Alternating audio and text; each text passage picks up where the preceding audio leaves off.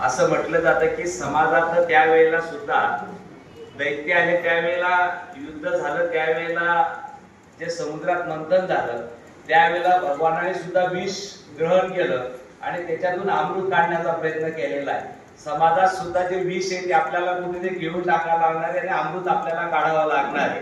कारण हे अमृत आपल्याला, मला वाटतं, एक जीवनदान देतं, एक मार्ग देतो जगण्याचा. आज या पुरस्काराच्या निमित्ताने आपल्या सर्वांना, ज्यांना पुरस्कार मिळेल त्यांना सर्वांचं मनपूर्वक मी अभिनंदन करेन.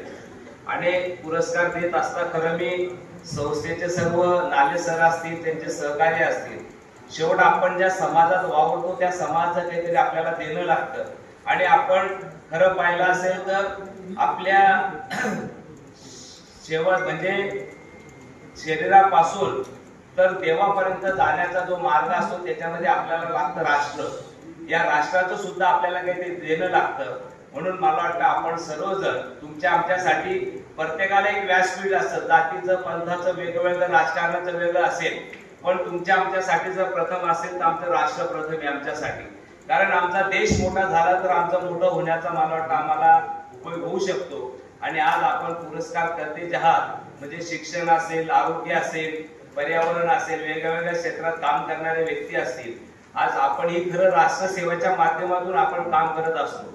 कारण शिक्षण जर म्हटलं की एक अर्धा डॉक्टर चुकला तर एक अर्धा पेशंट जगू शकतो, एक अर्धा इंजिनियर चुकला तर एक अर्धा पूल पडला तर एक अर्धा व्यक्ती जगू शकतो, पण जर एक शिक्षक चुकला तर एक पिढी चुकीची होऊ शकते. इतकं शिक्षकाचं योगदान मला वाटतं आपल्या समाजासाठी राहिलेलं आहे.